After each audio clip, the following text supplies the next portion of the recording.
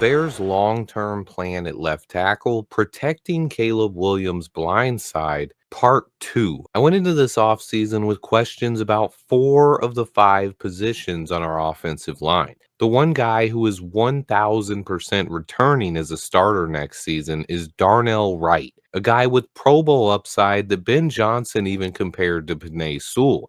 But I also believe there is a very good chance that Braxton Jones will also return and man the left tackle spot. I believe that Braxton is underrated and he is a starting tackle in the NFL. And on top of that, the options in free agency are severely limited. I had listed 2 guys that I thought could potentially upgrade the position, and one of them, Alaric Johnson, is now off the market. The other one is a guy over the age of 30 years old, Ronnie Stanley, who will probably re sign in Baltimore, but I'll talk more about him in just a minute. Braxton's biggest concerns right now are his anchor strength and that he's recovering from season ending ankle surgery. When asked about Braxton Jones, he said, "Obviously, you never want a guy to go through injuries. We've got to see how he comes through on the other side of this." He said he knows everything's been progressing on schedule, but he continued on that this was another position where there is going to be competition. So it seemed to indicate that the Bears do plan to bring in a left tackle. But that doesn't mean they're going to find a guy that's going to come in and beat out Braxton Jones, especially this season.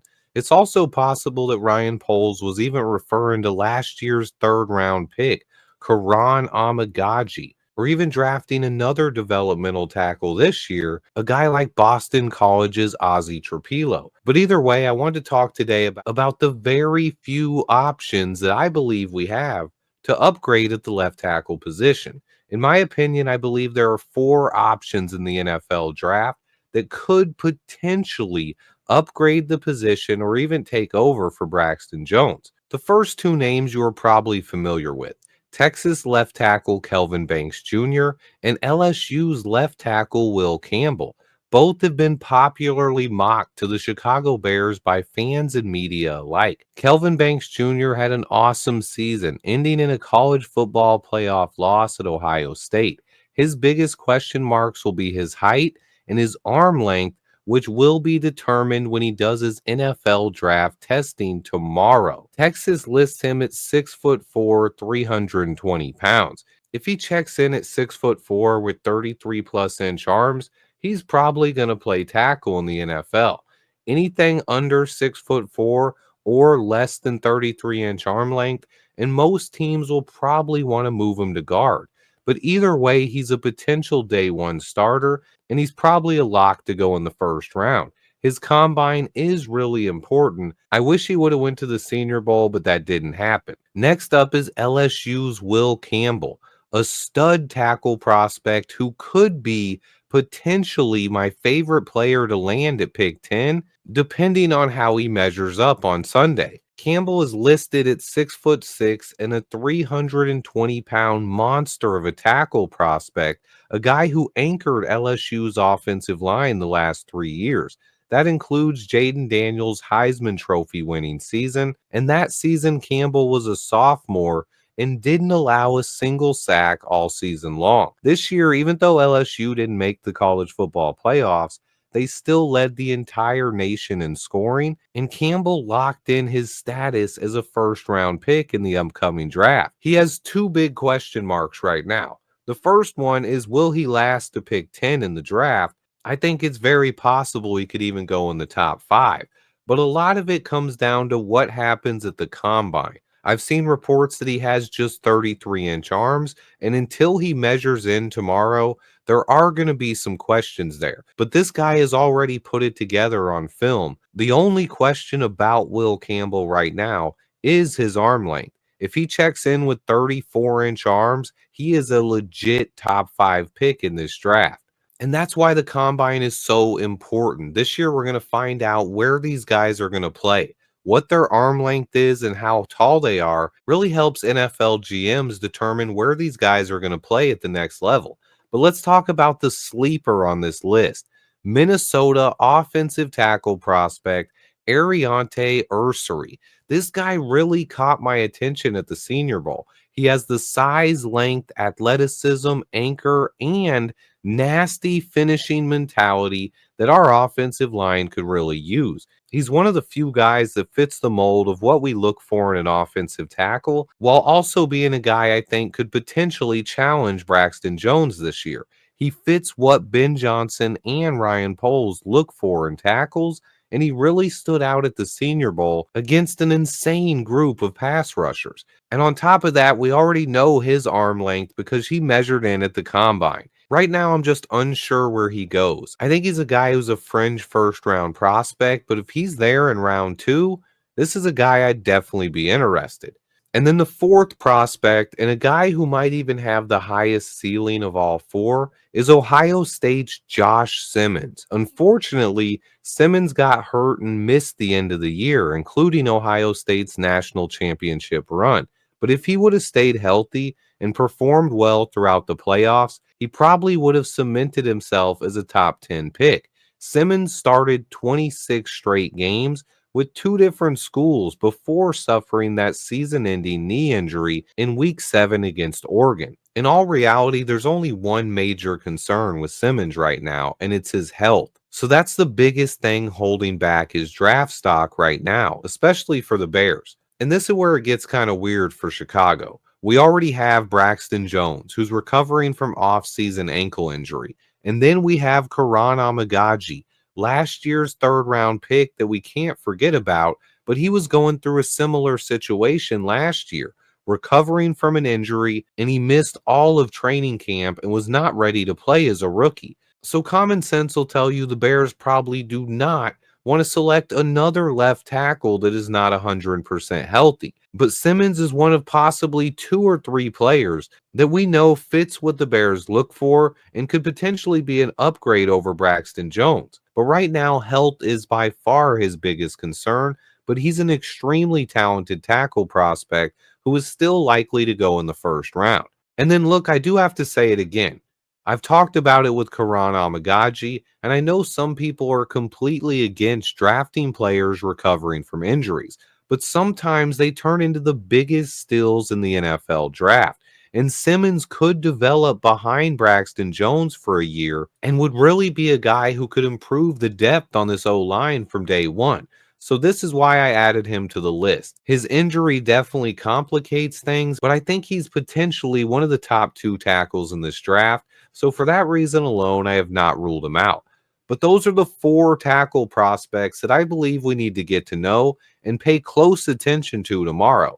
My sleeper on the list is Boston College's Ozzy Trapilo. Also keep an eye on him at the combine as well. But right now, I still think if Braxton Jones is healthy, we most likely end up sticking with him in 2025 and upgrade the interior of this O line while also improving the defensive line as well. I believe Braxton Jones is underrated. This guy is a starting tackle in the NFL, but I do believe we need to continue adding competition. Another underrated point here, Braxton Jones has been our starting left tackle for 3 full seasons now, and he's going into the final year of his contract. So one way or another, we're going to have to spend some money or make another investment at left tackle because we're either going to have to resign Braxton Jones or figure out another option after this season. But protecting Caleb Williams' blind side is a huge priority for this franchise, and I just believe the options are very limited this season.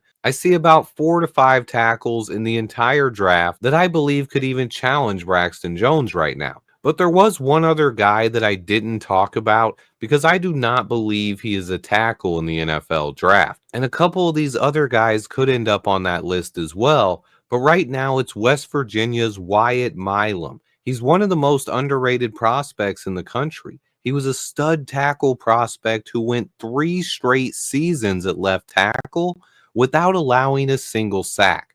A guy who looked like the real deal. But the problem is most teams now view him as a guard. He measured in at the Senior Bowl with just 32-inch arms, and unless his arms grow a full inch by the combine, he is likely not a tackle option for any of these teams. On top of that, Milam also struggled at the Senior Bowl. While some other tackle prospects have made seamless transitions inside to guard, that was not the case for West Virginia's tackle. First, his arms measured extremely short, but then he struggled against the quickness and power of this year's interior rushers. Now, maybe Milam ends up being an option for us at guard on day two, because I honestly thought on tape he looked like a first round prospect, but with his short arms and him struggling at the Senior Bowl, this is a guy who could end up coming to the Bears on day two, but he is not an option at left tackle. He's an option at guard. And then there's another tackle that I think is going to play guard in the NFL.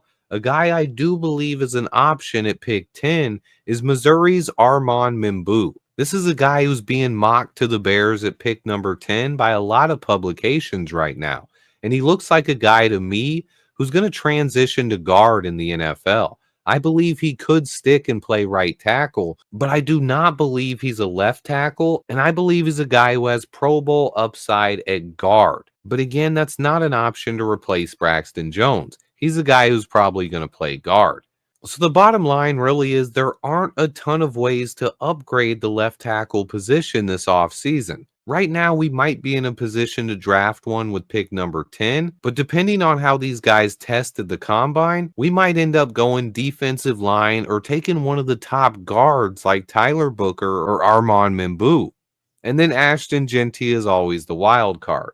But free agency is what matters, and that is when we will fill the holes on this roster. But that's one of the biggest problems. The options at tackle on the open market do not look very promising. I only had two guys that I thought would even be upgrades over Braxton Jones, Alaric Jackson and Ronnie Stanley. However, Alaric Jackson just got re-signed by the Rams, so he's off the market, and I believe Ronnie Stanley probably gets re-signed by the Ravens as well. But I wanted to talk about that for a second as well. First off, Ronnie Stanley is going to cost $25 million a season. And while he's easily the best tackle who could potentially be on the market, how big of an upgrade is he over Braxton Jones?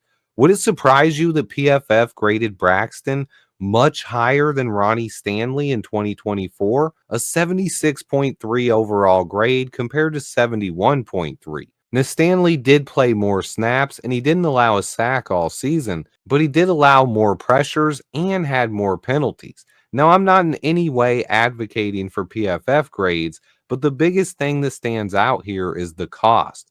Braxton Jones' contract is $1.1 million this season, while Ronnie Stanley is probably going to cost $25 million a year. Also, at age 25, Braxton could definitely get better this year, while Stanley is now over the age of 30, and we never know if his play could fall off. But moving past Ronnie Stanley, who's going to demand $25 million a season, and I think probably ends up staying in Baltimore, I don't know if there is a single other valid option at left tackle in free agency. So that means we're looking at maybe 3 to 4 tackles in the draft, and we might have one option in free agency. And that's pretty much it if we plan on upgrading at left tackle this season. When it comes to the other positions, though, when you're looking at both guard spots, center, and then even on the defensive side, defensive tackle and defensive end, there are countless options we could sign. At defensive end, there are probably 15 to 20 guys that we could draft that could come in here and start for the Bears right now. And there's probably 10 to 15 guys that we could sign in free agency as well. And it's the same for the interior on the offensive line and the defensive tackles as well. There are a ton of options at all of those positions. But left tackle, realistically, I think those options are going to be narrowed down. If one or two of these tackles measure in with sub 33-inch arms, and we already lost Alaric Jackson getting re-signed by the Rams, if Ronnie Stanley re-signs as well, there might only be 3 to 4 total options at left tackle this entire offseason. And one of those guys is coming back from a major injury. So personally, I think the odds are very high that Braxton Jones is our week 1 starter at left tackle, barring some kind of injury or setback, knock on wood. There are some options, it's not impossible, and left tackle is the most important spot on the line. But if we upgrade both guard spots and center, I believe Braxton is going to look a lot better this year. And on top of that, let's not forget about Karan Amagaji, a player I compared very favorably to Braxton Jones last season. I believe he's like Braxton Jones, but with more power. So don't forget about him either. The blind side is one of the most important positions on a football team, which is why Braxton has been scrutinized so much. Right now, though, this is one of the biggest questions heading into the offseason. What do the Bears do at left tackle, and how do we protect Caleb Williams? I know we plan to upgrade the interior of the O line and bring in multiple players on the D line as well. But left tackle, right now, I would put my money on Braxton Jones being our starter in 2025. But what do you guys think the Bears will do to protect Caleb Williams' blindside? Let me know in the comments. Please remember to hit that like button for me. Stay tuned. I have a ton more content on the way. And until next time, bear down.